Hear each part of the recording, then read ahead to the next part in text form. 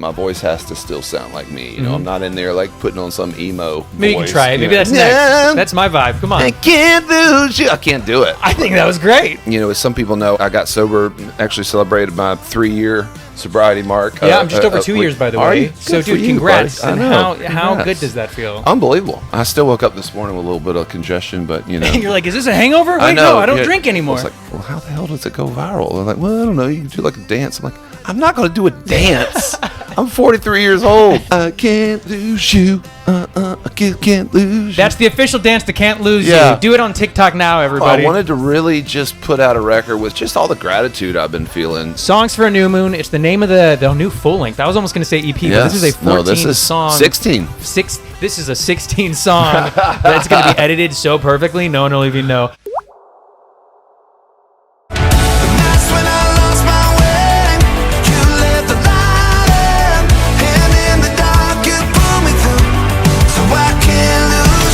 Charles Kelley, what's up, man? Oh, not much. Dude, welcome to the Spout podcast, but also LA. You're out here in LA for a little bit. I know. I'm excited. I feel a little overdressed. I was, like I told you, I apparently forgot my jeans and like all kinds of stuff at home. And I've got one pair of dress slacks that I plan on wearing at the show I have tomorrow night. And so...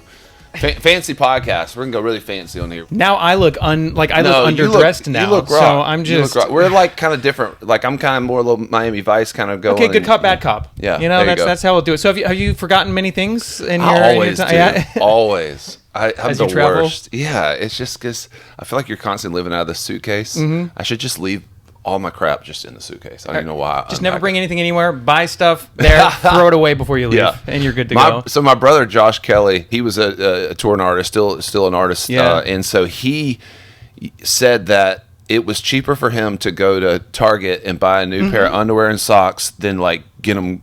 Like then to go to like the wash and fold or whatever, you know. Oh yeah, I'm sure. Yeah. And so he would do that. Speaking of your brother, by the way, I have to ask: did he recently get a hole-in-one during a golf game with you guys? Yeah. And if so, did he win a trip? Oh my gosh! You just won a car! I know.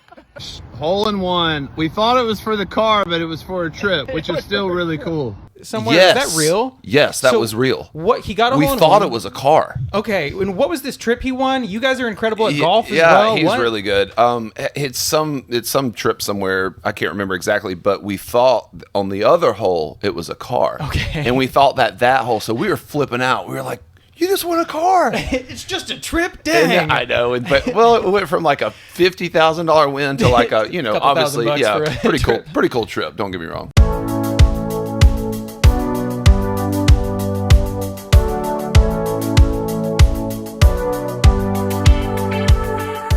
It's an exciting time in music for you. You just dropped your second album on your own. Yeah. So talk to me about this. Man, I just started kind of going down this journey. As some people know, I got sober, actually celebrated my 3-year sobriety mark. Yeah, I'm just over 2 years, by the way. So, dude, congrats. Buddy. And how good does that feel? Unbelievable. I still woke up this morning with a little bit of congestion, but you know. You're like, is this a hangover? Wait, no, I don't drink anymore. It used to be a lot worse, trust me.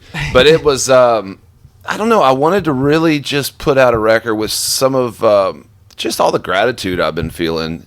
And I started like going in the writing session, and just naturally one day we were just kind of messing around with some synthesizers and stuff, and I was like, man, I'd love to just go write a full 80s song. Like, let's not worry about, if it fits the band or what we're going to do with it. And it just kept going, and the theme kept being this kind of gratitude, forgiveness, a lot of things kind of, pointing back to my wife and how much of a rock she's been for me in the past 3 years, through this journey. And so it's just a really, I don't know, fun record, really, is what it is. And it really is so fun that it's solo for you, because it gives you a chance to do whatever stuff you want. So was the first song that you wrote for this cycle, was it Can't Lose You? It was. But I could lose my pride, lose every last time, never really meant much anyway.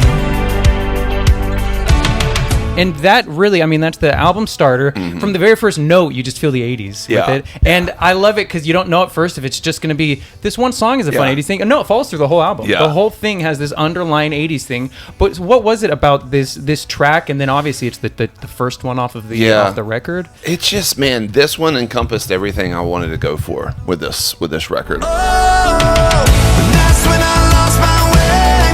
You lit the light, and in the dark you pulled me through.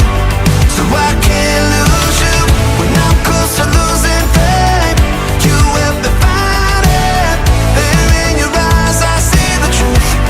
I can't lose you. It had the feel, it had the energy, it had the lyric that I wanted to, really kind of portray, which is like putting all your, what matters most first, and I can't lose you. And honestly, it came out of that first month I was at this, rehab facility for alcohol. And like the first week, it was just like, what is going on in my life? Like, how did I get here? And then slowly, but surely kind of feeling the spirit and feeling kind of inspired by it all. And just being like, man, whatever happens, career, I don't even care. I know that I cannot lose my wife and my kid and be in just our family unit, and so it just had all those things that I really wanted to kind of get out there, and the feel just felt good. I love it when a song just from the top just makes you feel good, but still has a little bit of a serious lyric to it. No, and that song rips. It's so good. It just sounds like a hit. Yeah. Well, thank you, man. It's so that kind of kicked us off, and we just kind of kept chasing it down. And after I had about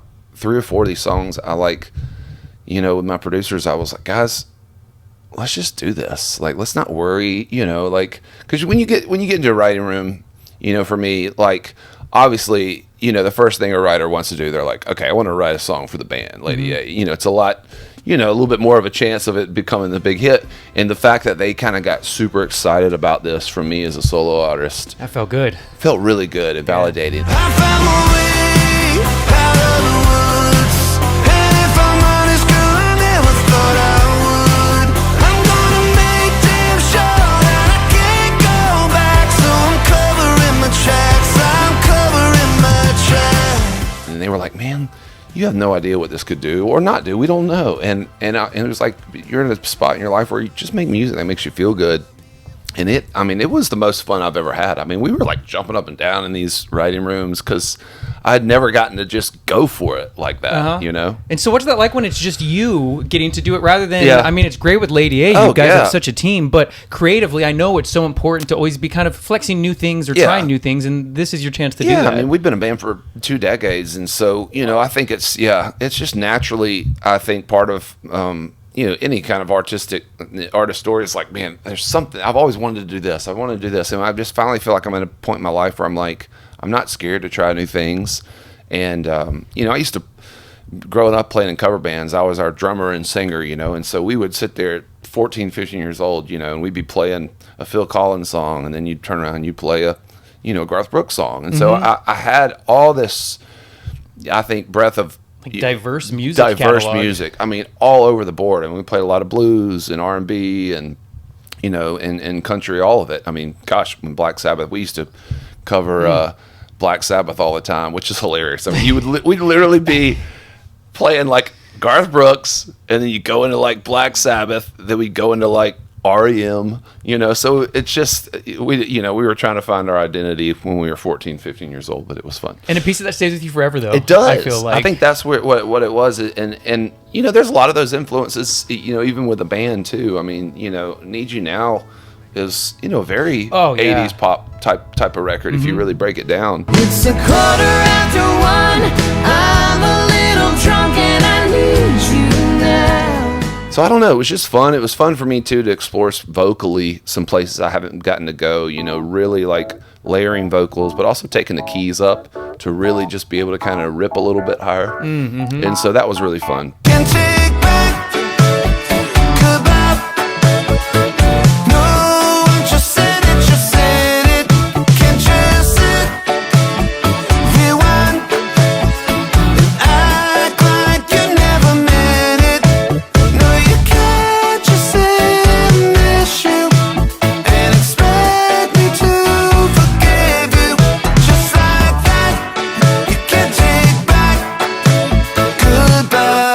you even paid homage to the wonderful decade of the 80s with your cover of Time After Time on it. So how did that come to be? Lying in my bed, I hear the clock ticking.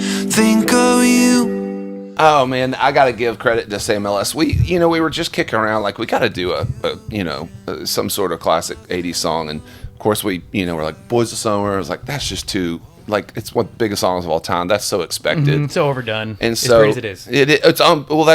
That's why it's overdone. It is probably in my millions of people have tried to chase that song, and you just can't touch it. It's so good. But it just was this idea that he had. He was like, man, it'd be really cool if you found like a great female one. That way it really does feel like a different version, a completely different interpretation. And so I don't know. I started singing it, and I was like, man, this really reminds me of like my love for my kid, my boy. And come to find out, we're having another kid here soon, another little boy. Congrats. On the way. I know. Speaking of 40s. A lot of surprises. But so it kind of brought a new meaning to it for you as well. Yeah, it did, man. It's just like time after time, when you're lost, you will find me time after time. I feel like I'm being serenaded right now. Thank you. Yes, as I'm talking in my raspy throat here. Post-flight voice with the smoggy air in LA. I'm blaming the pillows, feather pillows. Mm-hmm. I don't get feather pillows. I use memory foam. I don't know what people like, but memory foam. I should have flown. I need to start flying with my pillows. Dude, you should. You forget everything but your pillows. You're like, I forgot. At least I brought the pillows. Oh no jeans, but I got pillows. If you're lost, you can look and you will find me. Time after time. If you fall, I will catch you. I'll be waiting. Time after time. It was fun to kind of do and put together, and so I don't know. We also did a cover of the Killer song "Here With Me." I don't know if you know that. It was Killer. Yeah. Don't want your picture on my cell phone. I want you here with me. Don't want your I have had that idea for even the band for 6 years. Mm-hmm. I remember when I first heard that record, Battleborn, I was like, this song is one of the best written. Sounds like something like that would have been on the Armageddon soundtrack. It's so they're just fantastic, big. Yeah. the Killers. And so I've always wanted to do it. And so I don't know. We just in the spirit of man, if it feels good, do it. And so we try to take it even a little bit more into that kind of 80s feel. And it was fun to tackle that. I think Brandon Flowers is a freaking genius. Yeah, he's an absolute legend. Don't want your picture on my cell phone. I want you here with me. So the song "Time After Time," you said it kind of reminded you of your son a bit. You have a new son on the way. Yeah. Your last album that came out, "The Driver," that came out in 2016. Yeah. Which was the year your first son was born, and now this year, 2025, you have a second son coming out. Is it the year you have children is the year you drop? I don't know. Solo work. It's kind of actually it's really it's every time Hillary has a baby. So she literally is in the middle of anytime. She's pregnant or something, we're off the road, and but that really wasn't why. For me, it was honestly just having all these thoughts and this story I wanted to put down, and we really just stumbled on it. I mean, I was writing, I didn't know what I was writing for. I was just we had a slow year, and I was like, man, I just want to get in the room and write, and it just kind of came together, and so I think it's only going to get me even more excited when we get back in and write for the next Lady A record as well. Absolutely. So, and what about the title, the artwork that you did for you? Have a fantastic vinyl as well that people can get, which I flipped through online what it looks like, and it's double disc, has all the lyrics with it, which is a throwback to a era I love that is kind of coming back, I feel. Yeah, for sure. I mean, we had to go double disc.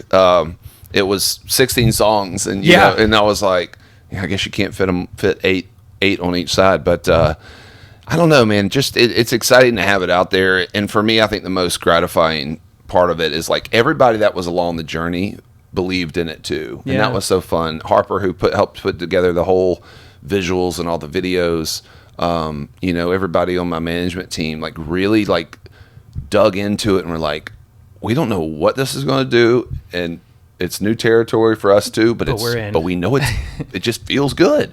And so I think that's part of the fun of it, is we're all just kind of like just seeing where it goes and not putting too much pressure on it. And even to see like Can't Lose You get like top 10 at AC, like we weren't really expecting that. We were just like, I hope this is a record that gets passed around word of mouth and takes people back, to maybe some memories from some of their favorite music. Simpler time, seriously. And so many artists now are doing the country route, which I know. That was fascinating to see you kind of bring flipping. something totally different into it. I think, doesn't it show you though that I think we all grew up in this like playlist age, This melting pot. yeah, Just being and able so to, it's like we all have been influenced by so many different things. It's not like you grow up in a town, it's like your only station's a country station, or you grow up somewhere and it's like, oh, you only got the the pop station or whatever. So I think it's just natural that we all as artists like have all these different influences and respect other genres. yeah, so like you were much. saying when you were a kid covering stuff. Yeah, the variety I that love would go everything. between. I love it. If it's good, it's good.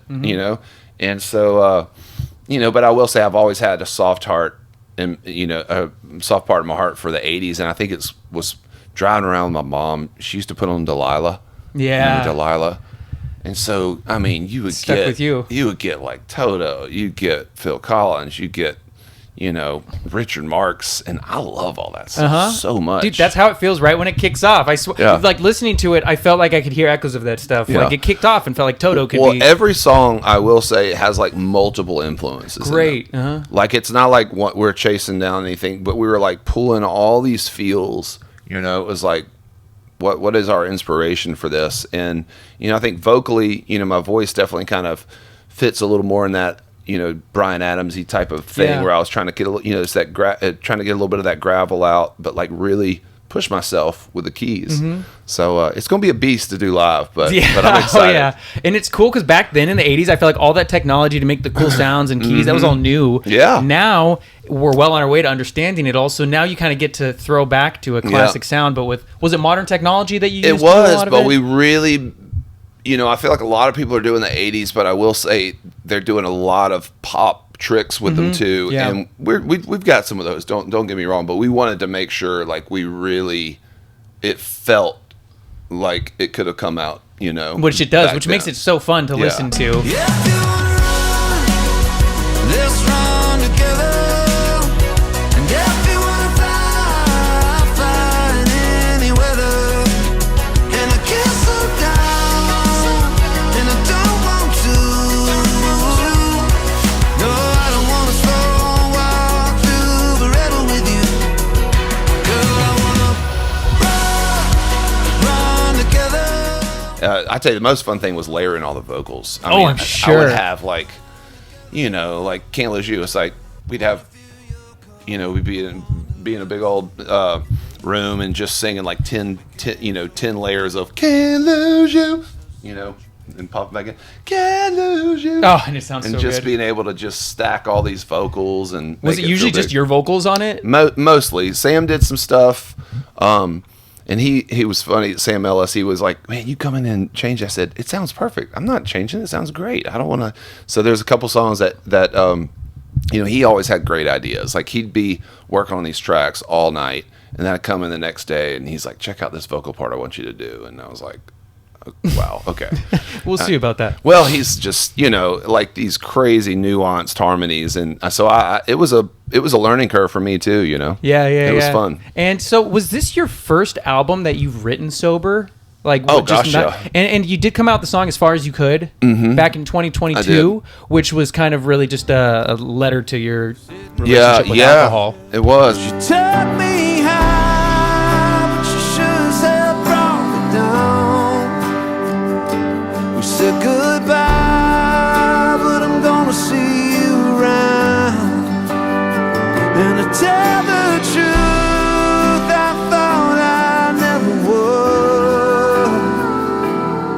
would. But it's time I finally put you down for good.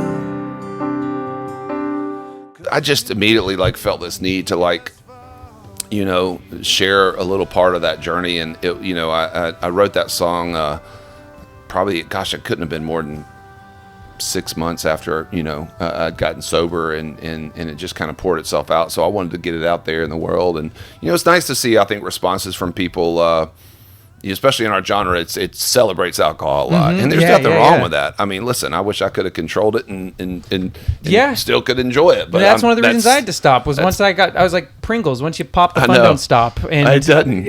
It's too easy to drink, but and it only gets worse in my opinion, as you get older. And it for me, it just stopped being fun too. I would just drink to drink, and so that was kind of I think the start of like, all right, just being able. And I think the band, Dave and Hillary are so cool and respect the fact if I've got something I want to put out, and vice versa. I mean, Hillary's put out a faith-based record years ago that was really successful, and so we all have interests outside the band.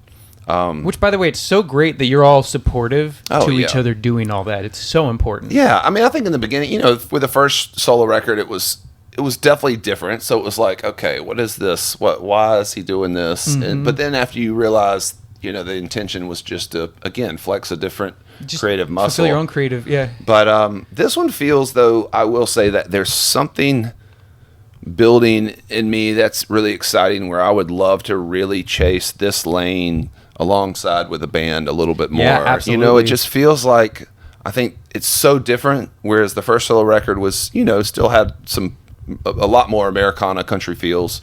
This one is so different that I think it's going to be fun to really see what kind of lane I can create, because I just want to do it live. Like, it's so fun live, and so I don't know. I think this is, hopefully just the beginning of a new journey for me on the side. Yeah, and what was the, still talking about sobriety, what was the songwriting like for you? Because did you ever credit like, I need a drink to get my creative juices flowing? I mean, I didn't have to write, but I would. Okay. Yeah, boy, like you said, it's there, it's easy. Why not drink to drink? Nashville is one of those things where there's a lot of, a lot of the writing sessions start, at like 11, 11 or 12. And so, I wouldn't drink every time I wrote, but shows, always. We'd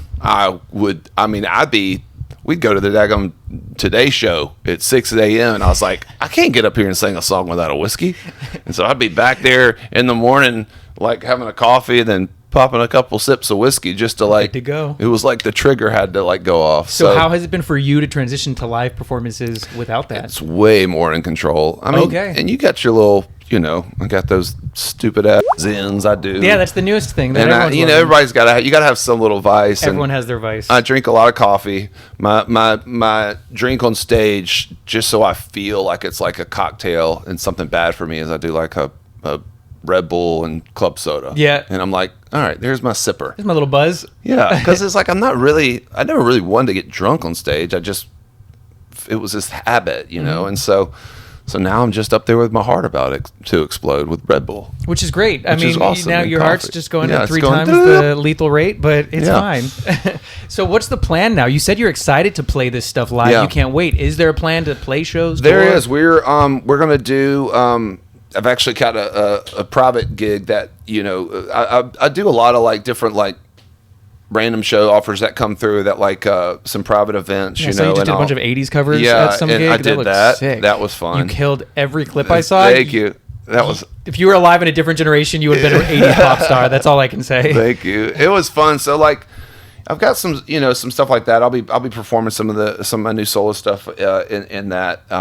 That's actually tomorrow night, and then we're planning a show in Nashville, and really just, my agent's out there looking for opportunities. In an ideal world, I'd love to get out there and like get in front of the audience of somebody, and kind of get discovered. Oh yeah. In that way, I would assume at some point we'll probably talk about doing my own tour, but man, if I could like get out there and like open up for like Bryan Adams or anyone, or just even like one of these great new artists that's out there. God, Benson Boone would be a dream, like somebody like that, and like get in front of those audiences, because what I love is like when people are like they're like, Charles Kelley, is he that dude from that band Lady A? And then you come and see it with this expectation of what you think it's going to be, and then it's not. I think that's the whole new album, honestly. And I think that's what's fun about it. Yeah, definitely, because the whole new album, from the very first note of Can't Lose You, you're just like, what am I getting into? Because also it's so different than The Driver. It is. It's just so different from that. So seeing you do such different things is fun. Well, and I think the the key thing too with going into it was like, it's got to sound like my voice vocally, like whatever bed of music we put under it can be different, but my voice has to still sound like me. You know, I'm not in there like putting on some emo. Maybe you can try it. Maybe know. that's next. That's my vibe. Come on. I can't lose you. I can't do it. I think that was great. No, I can't do it. Like it wouldn't sound like me. It would be, and so I try not to chase things that didn't feel authentic.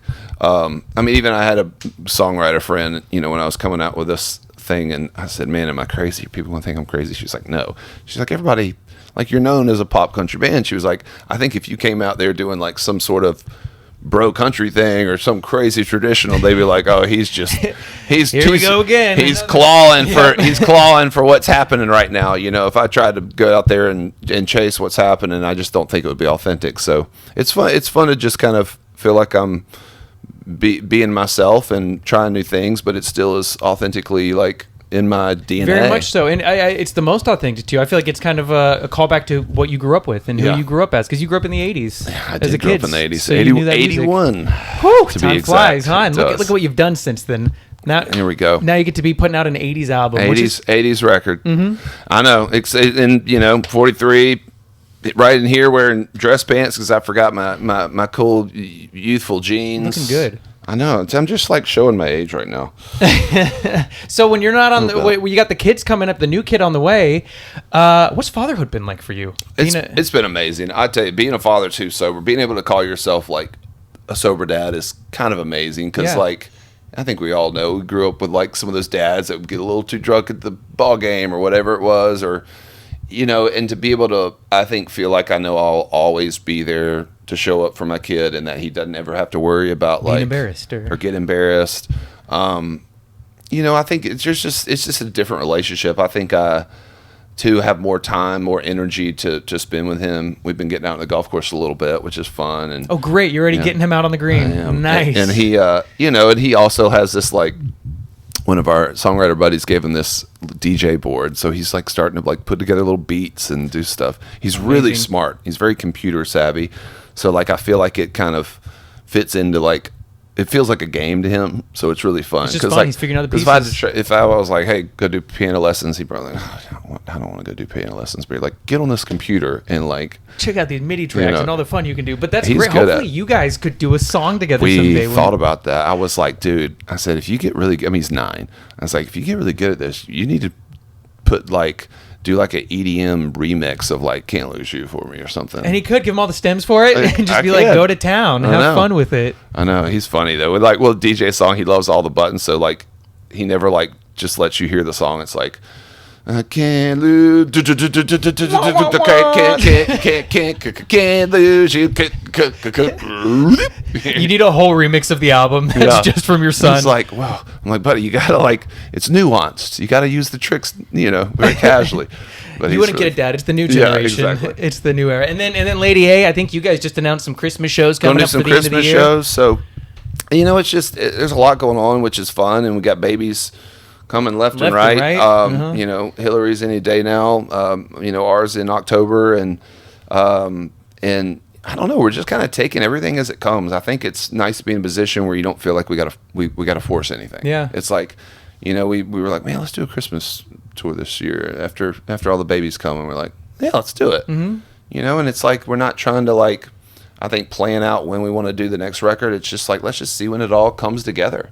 And that's the dream. Yeah, and I think we've been kind of not in the forefront as a band for a few years, kind of intentionally, and it's going to be nice to like see what we come out with, and hopefully can make a great splash too. And like I said, in an ideal world, I'll be able to kind of do this and kind of navigate both these worlds would be a dream. And now we're in the world of social media, so I hope you're ready to be using some social media to get your stuff out. I'm telling you, authentic 80s stuff, get in full 80s character. It is just this new age of doing stuff is wild. It was like, we came up, it was like, listen, if radio liked your song, they played you, you were a hit. Yeah. And now, in a good way, people can get discovered in all these other ways. But for like us older artists, it's like, oh, wait, so when something's got to go viral, it's like, well, how the hell does it go viral? They're like, well, I don't know. You can do like a dance. I'm like, I'm not going to do a dance. I'm 43 years old. It's like, I can't lose you. I can't lose you. That's the official dance to Can't Lose Yeah. You. Do it on TikTok now, everybody. I can't. What would be lose or like throw or lose or I don't know. But you guys were really, Lady A was like the last generation of music where it was like the record labels and the radio, pre-social media, literally right before that all started to kick off. I mean, I remember when Need You Now took off, and I think we'd sold like 5 or 6 million records of that second album. Which is insane by today's standards. I know. At that time, it was insane. And I remember like our label had said, if this was 10 years before, you would have sold 20 million. If this was 20 years before, you would have sold. And I was like, because he was comparing the math of it. And it's like now it's like the number one record comes out and it's like 30,000. Yeah. And it's just a different age. And I know, again, there's all the streaming stuff, but it is difficult because like I put a lot of money, into this record, and I'm like, of course. Again, I'm in a position to be able to do it. Like I want this record to be a great record. And so like, I'm not in this to make money, really. I just want some ears. Like, I'm not in it. I've got money. I've been lucky enough. That means you did it for the right I reasons. did it. And I want ears. I want people to enjoy it. That you'd be blind if you said you just did it for yourself. I did it for myself, but I want people to enjoy it and share it with me. And but it is crazy to me. Like I was like, told my wife, I said, I don't know what's going to come in. Like, what do you get when like something gets streamed $1 million? What is, like, this is all new because I own this now. I'm like, I have no idea. Okay, yeah. Because we always just looked at labels. It was like, hey, this is marketing.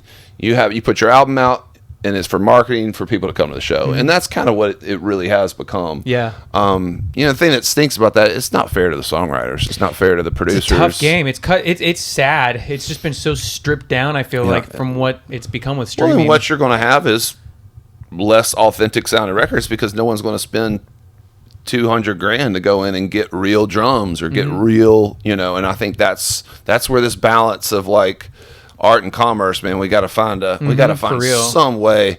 I'll spend $20 to buy a video game for my kid that he'll play for a week, but somehow we have valued a record not at $10 that you'll have for the rest of your life. Almost free. Makes zero sense. Dude, people can't comprehend paying for music. And one of my favorite things used to be going to the record store, buying albums, browsing through it, and now it's just expected. Well, it's up everywhere. No one thinks anymore about the work that goes into it or the life. They don't. I mean, and I'm not saying it needs to be $19.99 like it was when we grew up. I remember going out. I mean, if you went and got like the new Hootie and the Blowfish record, it was $19. You had to save up. But like, you mean $6?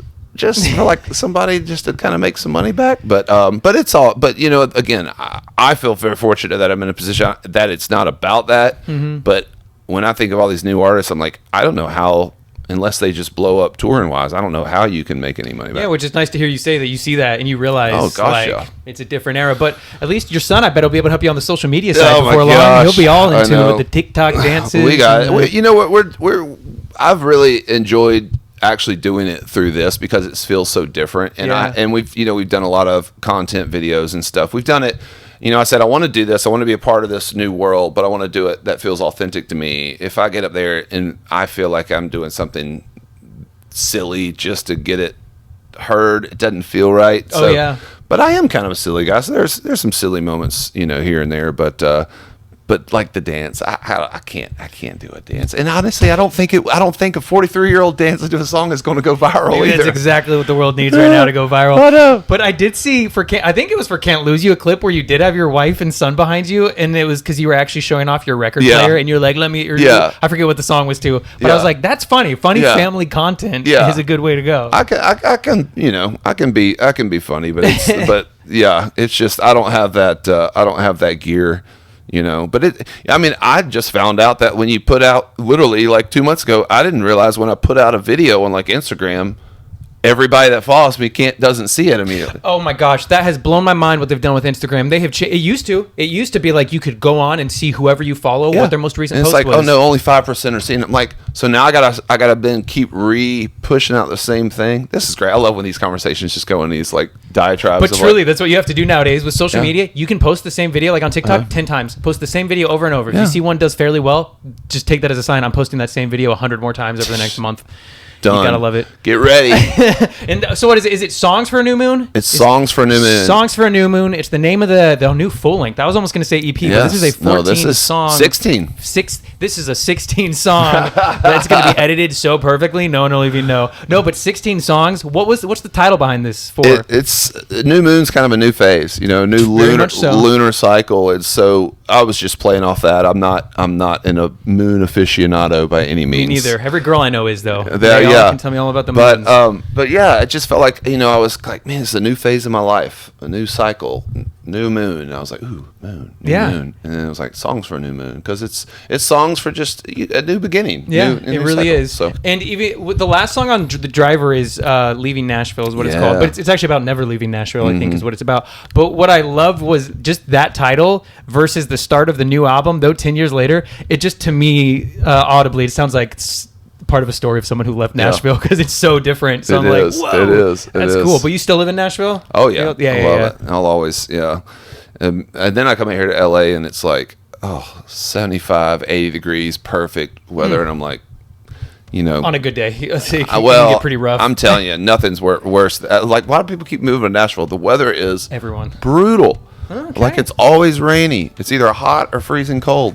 Y'all, I mean, come on. And everyone I know from LA, that's where they're going is Nashville right now. It's a hot spot. But I'm glad to have you out here now. It's beautiful. And I'm excited for everyone who has it because it's already been out for a number of weeks now. But Songs for a New Moon, it's out for everybody to check out. Charles Kelley, thank you so much, man, for chatting. Can't wait to see what the future holds with your solo stuff because you're killing it. But also Lady A, you're going to be busy, so everyone can check it all out. We'll see where it goes, man. I'm excited about it. But yeah, y'all dig it. Yeah, take it easy, man, and thanks so much.